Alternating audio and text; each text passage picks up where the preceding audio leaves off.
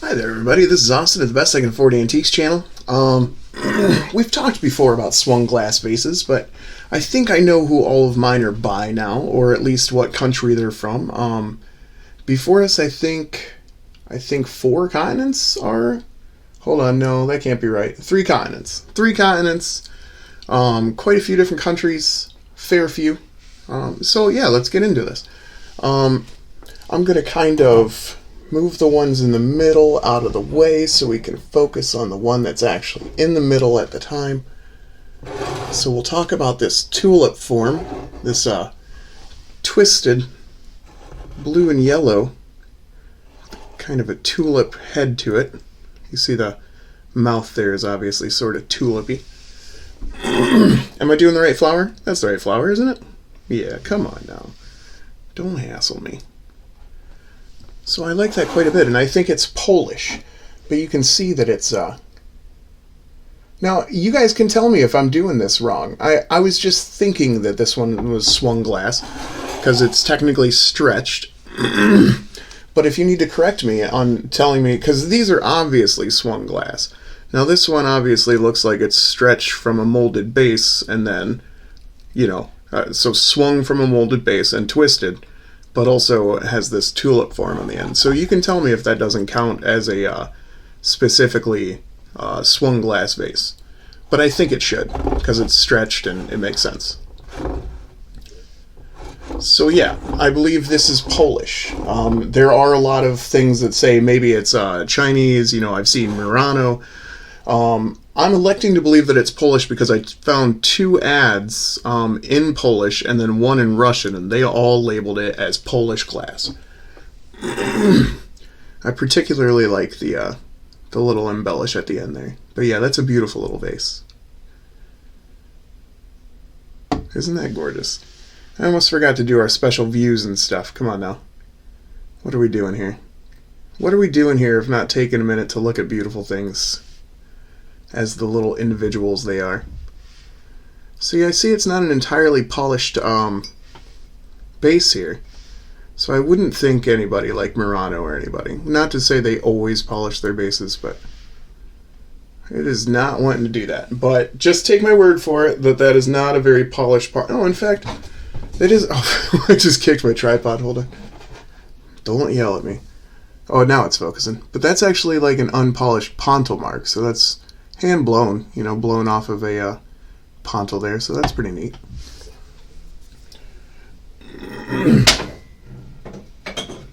Oh, you know what? I think I can actually, I guess before I forget it again, this vase is Japanese by a company called Norcrest. Oh, okay. It took me like 4 takes to get that out. I kept forgetting the name.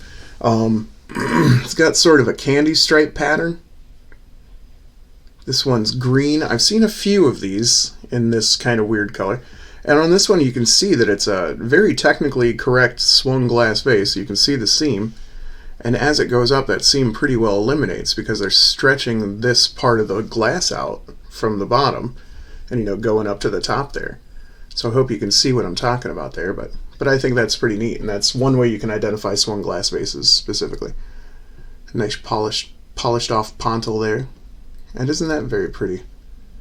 So yeah, Japanese and whatever company I just said 2 seconds ago because I already forgot again.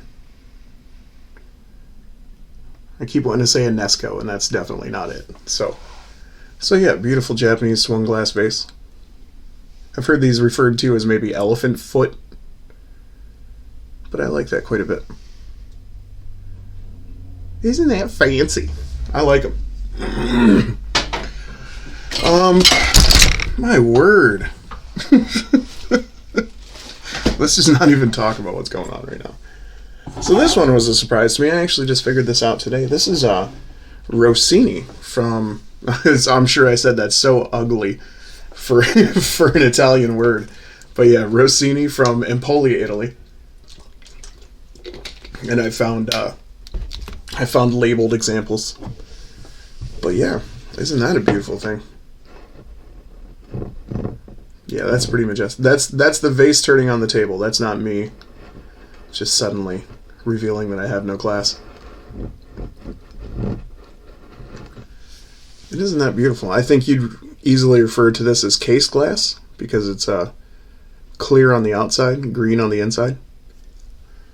I think if we look at it from the bottom, we'll definitely see that. And I think that's very neat. It's squared off. Isn't that beautiful? I love the color. It doesn't glow, before you ask. I'm sure I checked several times. No glow from that little fella there. Okay, let's talk about these two Fenton little swung glass vases here. They're both hand painted. One is obviously a beautiful little red, and one is obviously a custard glass. If you're not familiar with custard glass, we've talked about it in a uranium glass video before. But this is a hand painted Fenton uranium glass / custard glass piece. Little swung glass vase. All the vases we've looked at so far have been, $15 to maybe $40, depending on which ones. These aren't insanely expensive or anything. You do start getting into some pretty big money when you get above 20 inches. Even some 18-inch vases, they can be worth quite a fair bit. So these more typical sizes, like 8 to 12, 8 to 14 inches, stuff like that, they're a little on the cheaper side.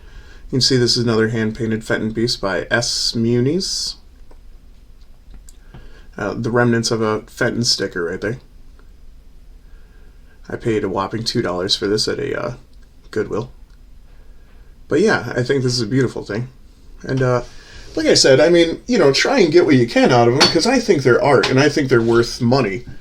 You start thinking about how much some things are worth. You hear numbers like $10, $15. I mean, why would you even sell it for that? I mean, granted, if you hate it, you need to clear up some space in your house and, get rid of it. That's fine. But for some of these things, to leave your house for, $10, $5, whatever they're leaving garage sales for, I mean, why would you even let it? But yeah, these are two Taiwanese, I'd say amethyst as opposed to purple, 5-finger vases, which I think is the pretty common name for them. You'll note that they both have 5 phalanges, and that's the way that is. So yeah, I think they're very pretty, and it's nice to have the match set. I would think this match set could sell about $50. Maybe more than that, These are made in Taiwan, which, I mean, no big deal. I think glass is glass no matter where it comes from.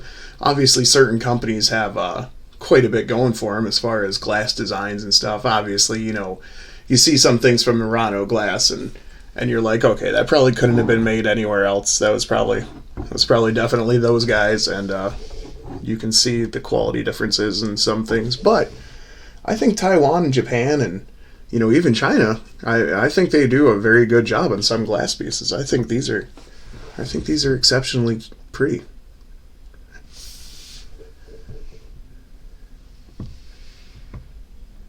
Probably the remnants of a Taiwan sticker. Oh, in fact, we can kind of almost see that, can't we?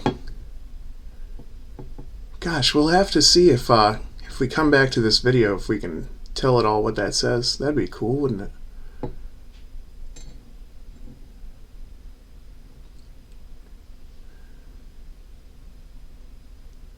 I'm sorry, I'm getting wrapped up in this. I apologize, but I'd really like to see if we can see. Let me know if you decipher that. I almost think that I found out the company of those, but I forgot.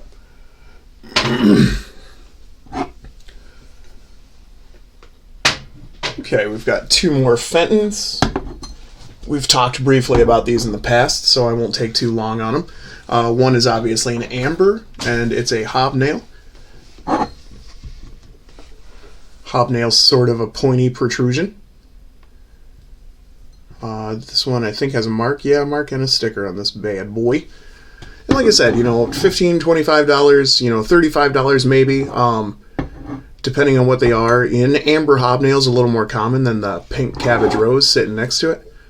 So you saw that amber hobnail. So then we've got, the roses going around this. And some of them look kind of like cabbage. So cabbage rose, there we are. Also marked Fenton on the bottom. And then the last pieces, the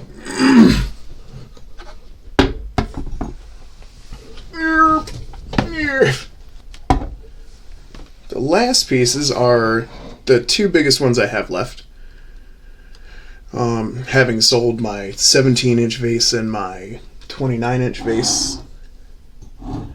How many sides are there? 5. Okay, these pentagon forms are pretty common. These are both Viking glass. And yeah, they're five faceted. I think they're both really neat. I like the amber and the amberina. And if you see, obviously this one still has a label, so that's going for us right there. Really, I do think that's beautiful. I really, really do. I'm not saying that so you come to my, store or anything. I'm looking at these things and telling you that I think they're beautiful just because. I try not to church it up too much when I don't believe what I'm saying. You can see the little bit of yellow at the top there. It's repeated a little bit through the vase. Kind of goes in little lines all over it. And then at the bottom there's some more. So that fluoresces a really pretty orange when you shine it with a black light or a UV light. So yeah, this is my video on various different makes and models of swung glass vases. I hope you've learned something. I hope you see a vase that you have or that you know that I've reduced some curiosity on. Because yeah, I think these are very cool, and I try to work hard on figuring out where things come from and who made them and stuff like that. I'd really like to unravel some mysteries throughout the art world and really have that be on my channel. That's a real boon to me. Like the Malin Hoagland prints. I mean, that's a thing that only exists. I've used Google Lens and stuff to find those anywhere else, and they're just not a thing anywhere else. So I like to think that maybe I'm leading the charge on educating people and finding out things that didn't have answers before, and yeah, here we are. I'm sure somebody else could have told you this, It is what it is. It's Austin at the Best I Can Afford Antiques channel. Just always trying to show you guys something neat, Just always trying to look at a different thing a different way. See something more beautifully than we did before. I mean, why not, right? We've got so much to look at. We've got so much to live for. We've got so many things to be thankful for, and so many people that are also beautiful in this little world. I'm just chatterboxing for a second. Take out some purple stuff. Because why not? Why shouldn't we be looking at purple stuff? Ugh. So my next video, I think, is going to be a video pretty soon at least. Is going to be about how to, I'm going to try a bunch of different glass cleaning techniques. People say to use bleach, people say to use vinegar, a combination of vinegar, hydrogen peroxide, and water. So I'm going to try a few different things. I'm going to see what seems to work the best. I've got a few that have like cloudiness to them, and I've got a few that have some definitely like calcium looking buildup. So I think we'll test that out right here on the channel. We'll film the results, and I'll be able to tell you with certainty which one actually works the best for cleaning stuff up and getting stuff clear and stuff. So yeah, this is Austin, Best I Can Afford Antiques channel. Thanks so much for like, sharing, commenting, and subscribing. I appreciate you guys, and feel free to subscribe some more. Bye.